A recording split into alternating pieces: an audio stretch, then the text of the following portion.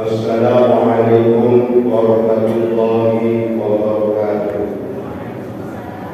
Hamdan wa syukran lillah, wassalatu wassalamu ala rasulillah wa ala alihi wa sahbihi wa man wala. La haula wa la quwwata illa billah. Wallahu ta'ala min al-karim. A'udzu billahi minasy syaithanir rajim. Wa ma yantiqu 'anil hawa wa qala Nabi sallallahu alaihi wasallam sayati sahabu ala nabi yaquluna ulama wal fuqaha ayat Allah sallallahu alaihi wasallam Allah salim dan Allah barakatuh tasbih Azalis Yahuduna Ibrahim jamaah yang dirahmati oleh Allah Subhanahu wa Ta'ala. Setelah dia bersyukur kehadirat Allah Subhanahu wa Ta'ala, marilah kita bersama-sama mengkaji kembali akan sabda Rasulullah sallallahu alaihi wasallam yang dibantu oleh firman Allah Subhanahu wa Ta'ala.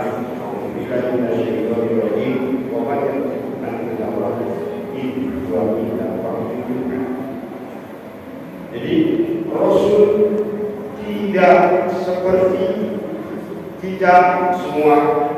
Apa yang telah diucapkan dan disampaikan oleh Rasul ini semata-mata adalah wahyu dari Allah Subhanahu wa Ta'ala. Artinya Rasul berkata tidak kehendak sendiri. Apa saja yang telah disampaikan oleh Rasul adalah semua yang wahyu dari Allah Subhanahu wa Ta'ala. Dengan hadis ini kaitannya, maka saya pribadi teringat pernah membaca sejarah yang kejadiannya pada waktu Khalifah Abu Bakar As-Siddiq menjadi khalifah. Di sana ada satu sejarah yang sangat menarik dan mengerikan. Ada salah satu umat yang bahasa sekarangnya adalah oleh bahasa Bangsa Wong Sing Sugi lawan dia. Itu adalah atau luar biasa. Bahkan orang yang terkenal dermawan juga terkenal baik soal satu. Tapi pada waktu itu si beliau dan adalah panggil oleh Allah Subhanahu wa Ta'ala semakin, sehingga putra beliau mati kepada Khalifah Abu Bakar As-Siddiq berkenan untuk menjadi imam sholat jenazah. Pada waktu itu Abu Bakar As-Siddiq meresponnya, bahkan berangkat dengan jamaahnya, langsung cepat ceritanya langsung sholat jenazah dimulai. Karena sholat apapun mesti diawali dengan takbiratul ihram, baca Allahu Akbar. Walaupun itu sholat jenazah, yang biasa kita lakukan adalah membaca takbir 4 kali. Takbir pertama Allahu Akbar, subhanallah. Biasanya kalau takbir sudah mulai sholat membaca takbir itu disunahkan untuk melihat yang akan sujud. Artinya lalu sajadah di dalam sajadah. Artinya orang bilang ini apa sih?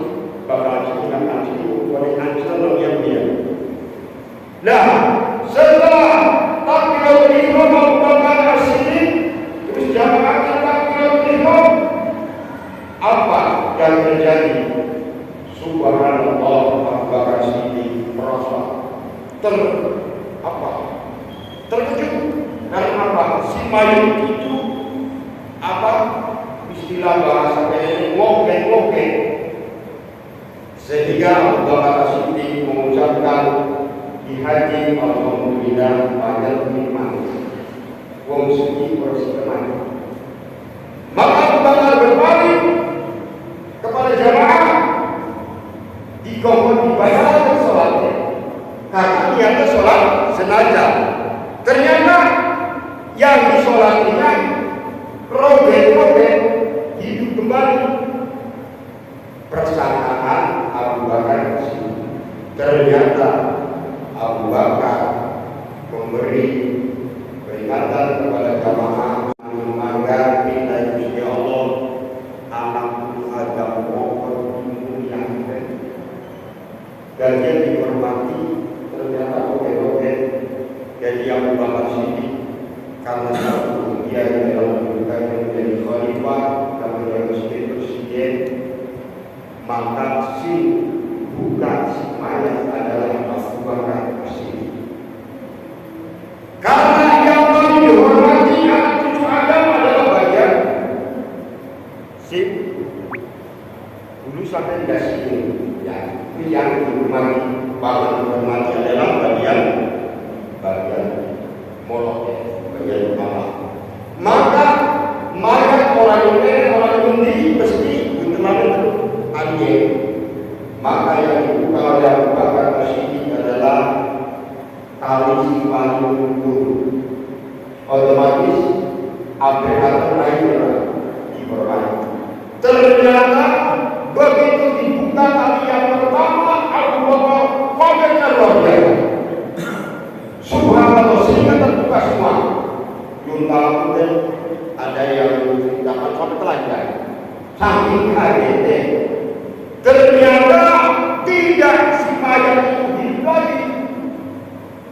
Ternyata ada Allah yang lain berupa bahasa kita sejak akor ulah si kolose sehingga budak kayak mengeluarkan sinar mahkota dan si ulah ngelibet si mayat dari mulai jempol kaki sampai rambut saking dawan bulan ini sampai tepung undas rapat irung gedang roget jodan si undasnya anani badan hidup ke mayat lagi hidup ke si mayat subhanallah.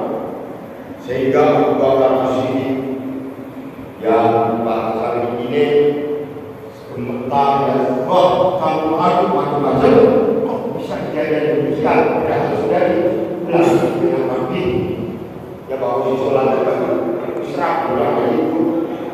Ternyata Abu Bakar Siddiq mempunyai inisiatif akhirnya membaik berpikiran yang diselamatkan anak-anak ada maka jamaah masing-masing kita tidak apa-apa disebabkannya kalau ngomong pada orang. Ternyata Abu Bakar mendung bismillah bilisan wasirin sebulan dalam jenggelet kalau kelet sambil membaca kalimat kelima la ilaha illallah Muhammadur Rasulullah. Abu Bakar disidang malah mempercayai dan dekat di mata tak lunani walakin nani dambun marasatoya. Kenapa Abu Bakar sampai memaki pula? Padahal bulan ini biasa apa? Padahal sampai kaki. Kenapa sampai memaki pula? Tak lunani walakin nani tetapi ini ingsun dan pun orang bersalah. Pulang di senar pendewek Abu Bakar lagi di pagi-pagi mulai ribet di masjid kudu atas kepenganan pulang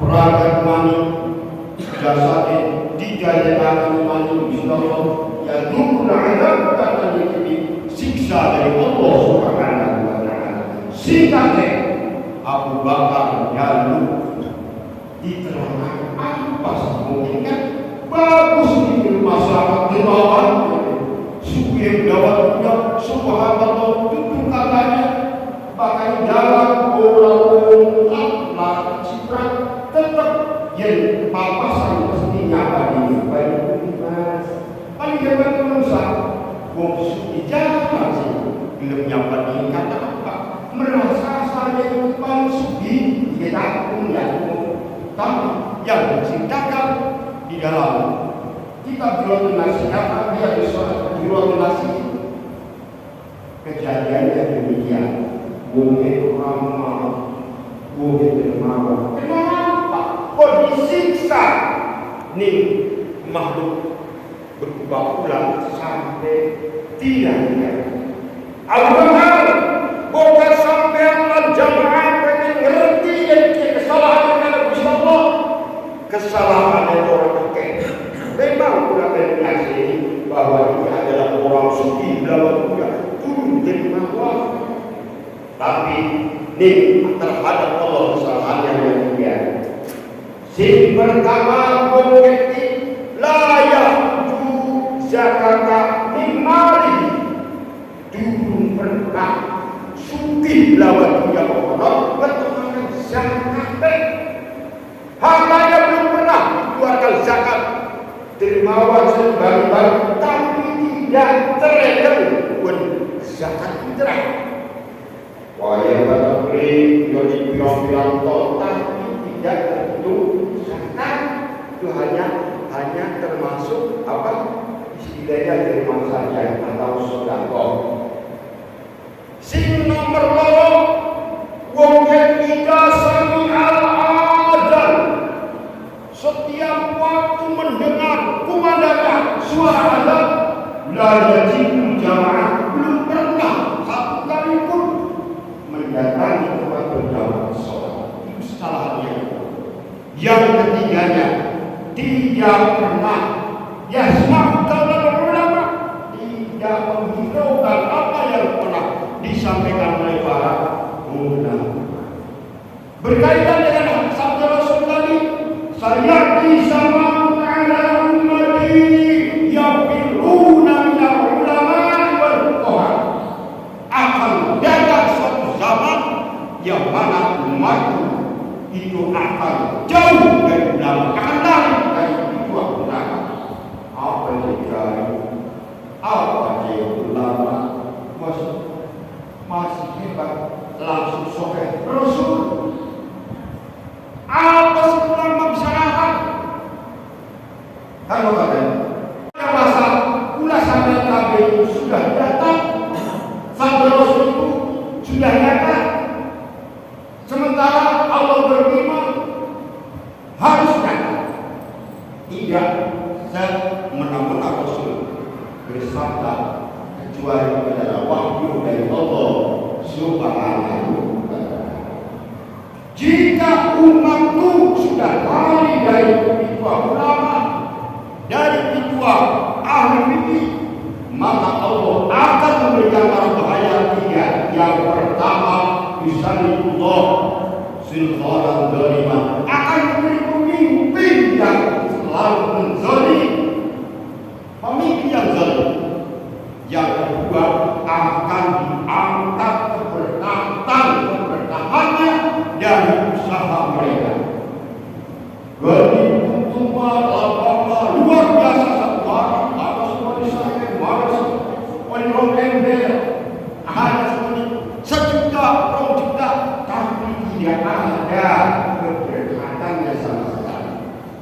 Gambar ciri-ciri harta yang berkah tentu kita satukannya mencari ridho Allah Subhanahu wa ta'ala. Umpama kalau dia dari anak, jadi konon